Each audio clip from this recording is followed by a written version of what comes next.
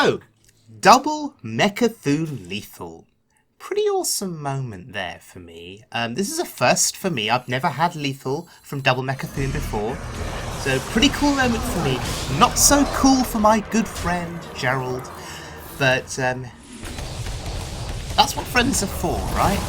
To let you experience cool moments in Hearthstone with double Mecha'thun. So, thank you, Gerald, for that. I really appreciate it. Okay, so what deck am I playing today? Well, we're not playing Mecha'thun, but we are playing a rogue deck on standard mode, and it's a Tess Greymane rogue with Spectral Cutlass. This is one of those moments where you're waiting for the next expansion to hit and you just want to have a bit of fun, and that's what we're going to have today. We're going to have some fun. This video, by the way, will also give you guys an opportunity to get to know Darkseeker, me, a little bit better, following on from a video that I made last June.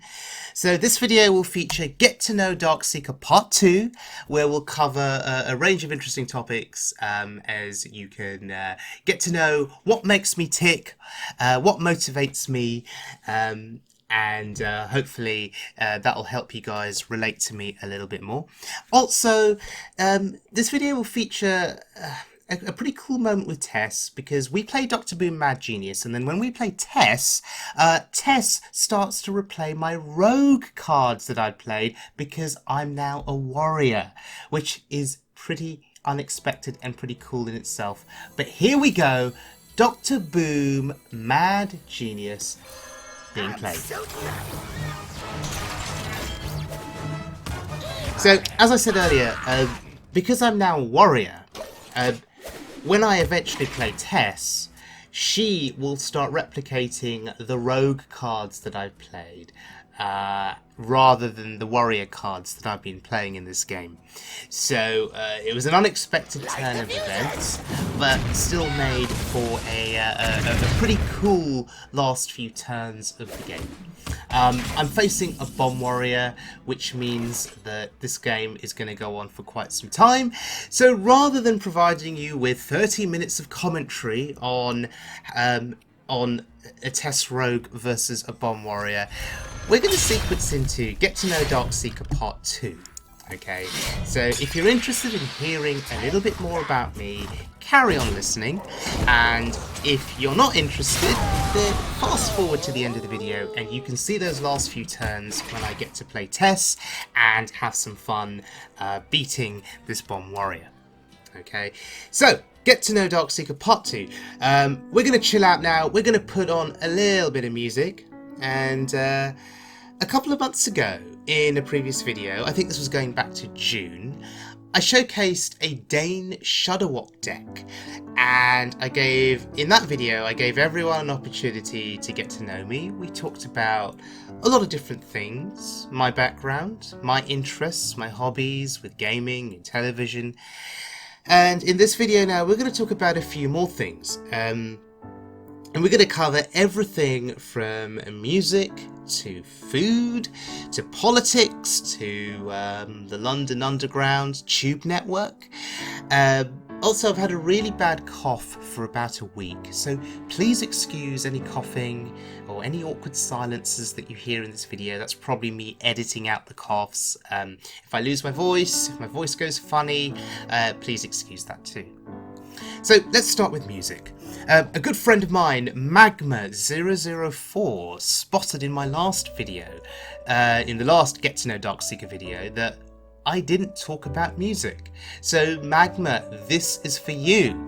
I like all kinds of music, everything from rock to pop to classical to new age. Speaking of new age music, when I was at university, it's a little story now, I went through a phase of collecting music from a new age Japanese artist called Kitaro, and this was music that I found very soothing. It was very instrumental in nature, and this was in a time frame in sort of the early 2000s when you had to go to a shop to buy your music CDs. Yes, you actually bought CDs. Now, some of you will be too young, some of you watching this will be too young to remember CDs. Some of you will only have ever downloaded music from the internet, but will never have bought CDs in your lifetime. But yes, there was a time frame when you'd go to a shop and buy actual CDs, and these CDs could sometimes be very expensive, especially if they were imported from other countries, like with this Japanese New Age music. So I would end up spending a lot of my student loan money on buying these CDs from HMV on Oxford Street in London. This is when HMV in the UK had quite a big high street presence. So yeah, quite an expensive hobby, but I've still got those CDs actually sitting on a shelf behind me, and I value them.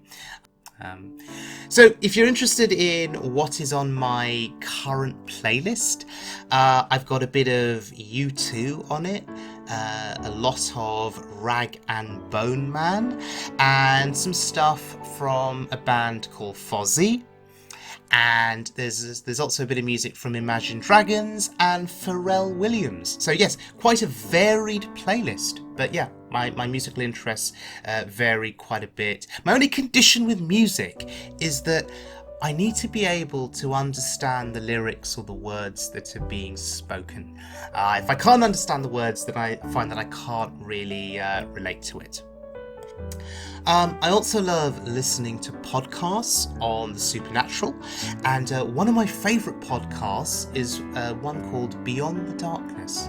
So it's all about ghosts and demons and hauntings and that kind of thing. I find that whole area quite fascinating, and maybe I'll do a Get to Know Darkseeker Part 3 video at some point in the future, and we can just talk about the supernatural.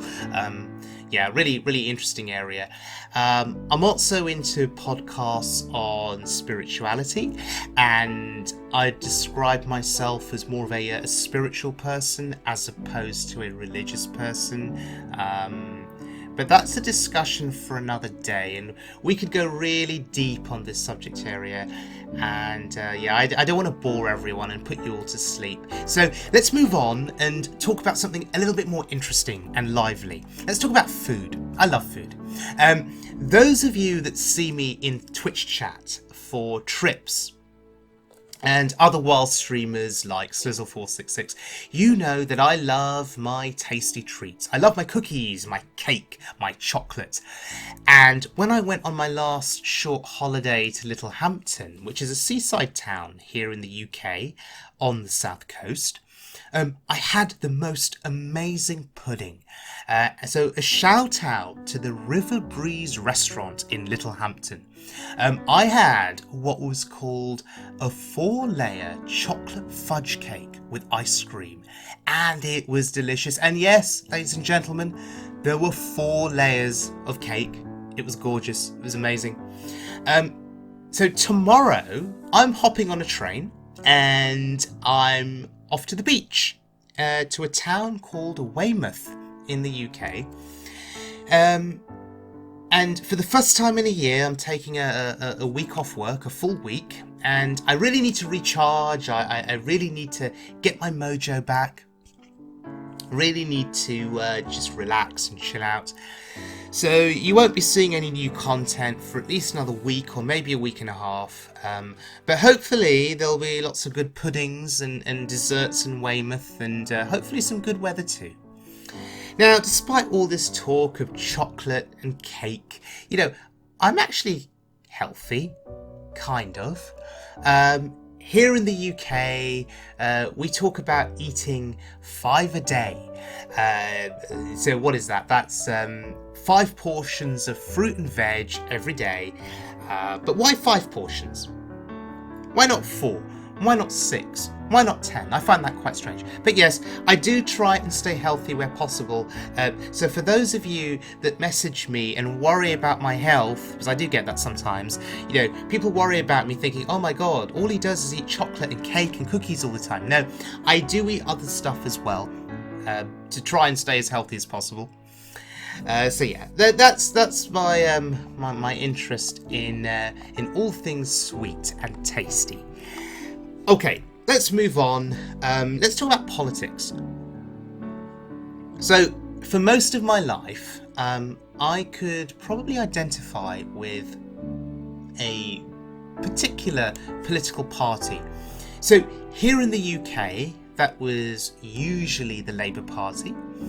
However, more recently, I've realised that politicians in general, especially those representing, the government at a high level, can be rather self-serving, selfish individuals who don't always have the best interests of their country at heart.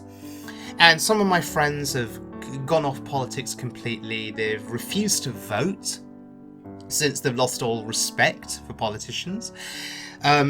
And here in the UK, we had something called the expenses scandal a few years ago. Politicians were found to be claiming expenses that were considered unnecessary and grossly inappropriate. And most of them were not breaking the law, but they were found to be claiming expenses that were not morally right, So people lost faith in our politicians, and a lot of people, I think, just switched off from politics altogether. So I didn't switch off, but I changed my views on politics.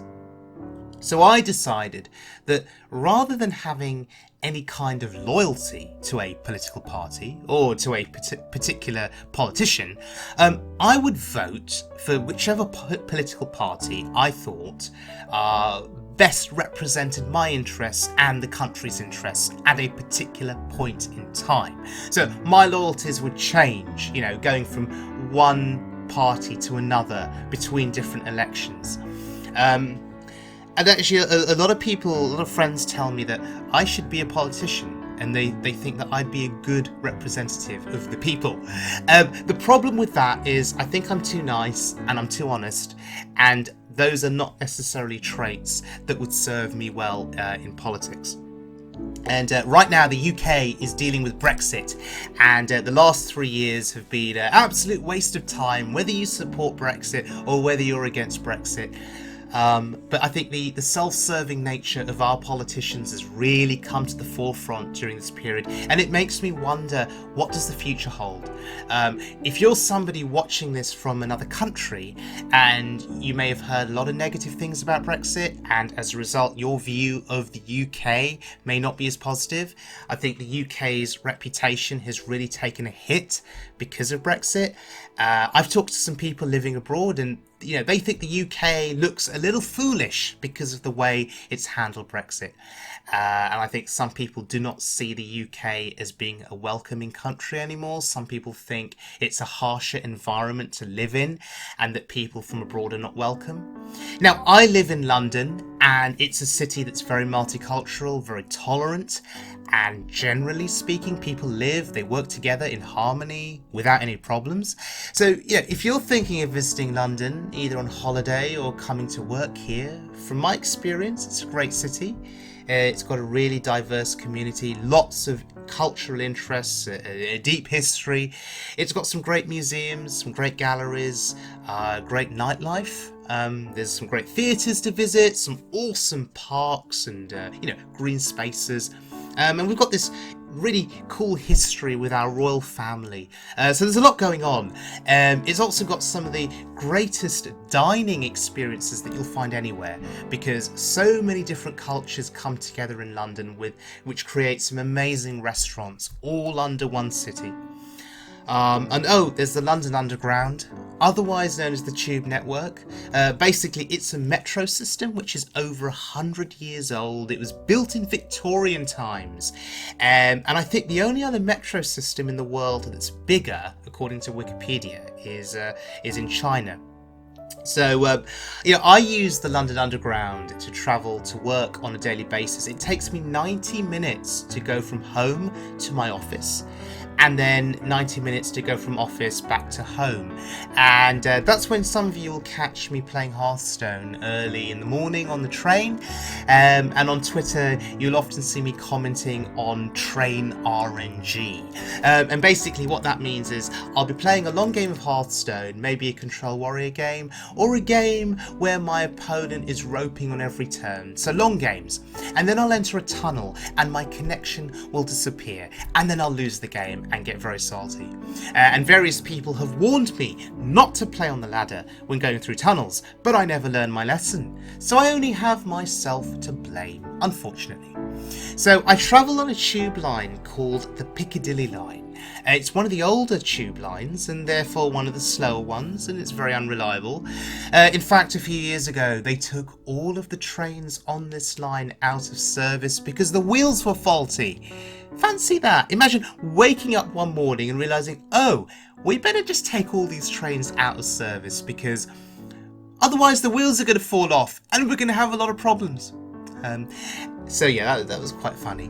The European subway train networks, the metro systems, I think they run a lot more cheaply and effectively compared to London Underground, but they're newer networks. London Underground has been around for such a long time, so it may not always be the fastest or the most effective network, but it has character. There's a certain charm to it. So yeah, I appreciate the fact that it's there, and I appreciate the fact that I can go anywhere in London on this network and I don't have to drive because I hate driving. So we're going to talk about Hearthstone, right? Okay, yeah, we'll spend a couple of minutes talking about Hearthstone. New expansion coming out soon, Saviors of Uldum.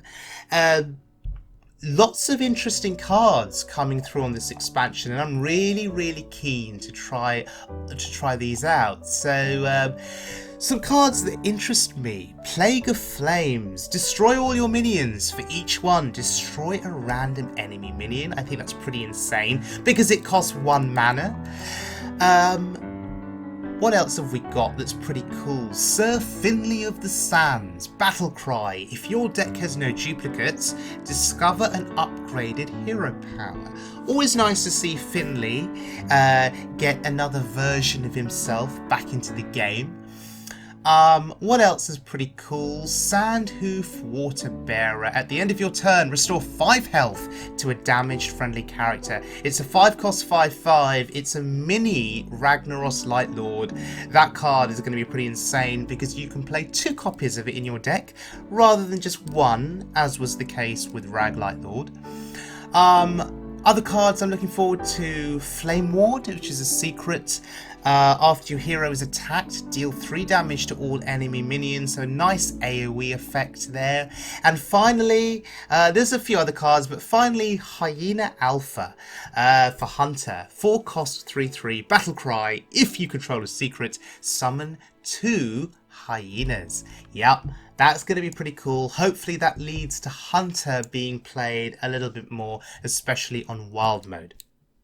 Okay, so to finish off this video, I just wanted to give a shout out to various people in the Wild Mode community.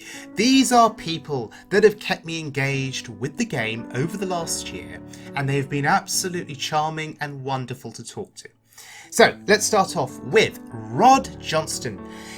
You, sir, keep me very much motivated. Whenever I visit your stream, you're such a cool dude, so full of energy. And your pinned Twitter post cracks me up every time I see it. Ladies and gentlemen, if you want to have a laugh, go to Rod Johnston's Twitter feed. Look at the pinned post. Somehow, one day, I'm going to find a way to incorporate it into one of my videos. But if you want to laugh, go check it out. Rod Johnston, super cool dude and all-round nice guy. Go check him out on Hearthstone. Go check him out on Twitter. Slizzle466. Now, I take great pleasure coming onto his stream and gifting him almond croissants. Yes, me and Slizzle, we have a thing about pastries. We love talking about puddings. Slizzle is such a chilled out dude, such a cool dude. Like Rod Johnston, he's done a lot to de-stress me. After a long day of work, coming home stressed, I turn on Slizzle's stream and instantly I de-stress. So he just does a great job of calming me down and just taking me away from the real world. Yeah, just super nice dude as well. Very interactive with his chat. I've had lots of great conversations in his Twitch chat. Magma004, awesome dude. I talk to him a lot in game. We talk about all sorts of things. We talk about golden murlocs. We talk about cool deck ideas. He's also motivated me to produce some different videos over the last year, and he's actually given me the confidence to produce videos like this where I talk about myself, which can be quite nerve-wracking. Toasti, always spectating me in game and thus always keeping me motivated. He always wishes me luck in game, and whenever he wishes me luck, strangely, I seem to win more. So thank you, Toasti. Beardyman. One day I'm going to have a beard that is just as awesome as Beardyman's. It's great to see him streaming more regularly, and I hope to catch more of his streams in the future. So thank you, Beardyman, for all of the great decks that you've been giving me. You have a real talent for taking cards that nobody plays and then winning games with them. Duwin. Speaking of great deck creators, I've never seen someone innovate so much with one class in Hearthstone. For those of you that do not know, Duwin is a hunter god, and some people even think that Rexxar himself is modelled after Duwin. But Duwin, thank you for the great decks. Oh, and EK Designer, who often innovates with Duwin and tests decks out with him. So thank you so much for your service to the Wild Mode community. Both of you doing a great job. Tripz, what can I say? Such an awesome dude. Love your streams, love the attention that you pay to people in your chat, and things I've learnt about Tripz over the last year. He often gets triple legend on wild mode on Asia, EU and NA. He loves triple white chocolate cookies, he hates birds, and he thinks that Golokka crawlers are evil because they eat pirates, and I agree with him. Philipp, aka Gerald, super cool dude that I've had the opportunity to talk to on Twitter and in game. Thank you for the great conversations, and also you've introduced me to some new friends, and you're a massive supporter of my channel. I appreciate that. Oh, and I love the pictures of your dog Fredo. One day I want to own a dog, but maybe that's a conversation for another video. Astralflame, please start streaming again. Please, I'll do anything. SamsKnowsHS, same for you. Start streaming, please, again. I'll do anything to see you stream again. You're awesome too. Alex Roberts, aka the Ginger Ninja. I love your energy, I love your enthusiasm, and I love your streams covering horror games. He's another big supporter of my channel and a super motivating dude. So Alex Roberts, Ginger Ninja, thank you for your support. And finally, a shout out to two of my best friends, AKO and ILikeCabbage from Team 5 Star. Now, that is only a small sample of the amazing people that I've met, so if I've missed your name off of my list, please don't be offended. Maybe I can talk about you in a future video. There are so many more awesome people out there that make up the Wild Mode community, and I'm so fortunate to be part of that community and to be playing Hearthstone alongside you. So we're going to go back to this game now. It looks like we've managed to play Tess, and I'm going to shut up now because my voice is going and my throat is really hurting me. And yeah, I'm just going to allow you to watch the remainder of this game and enjoy Tess being played, replicating rogue cards because Tess thinks that I'm a warrior. So thank you very much for joining me, everyone. Enjoy the rest of the video.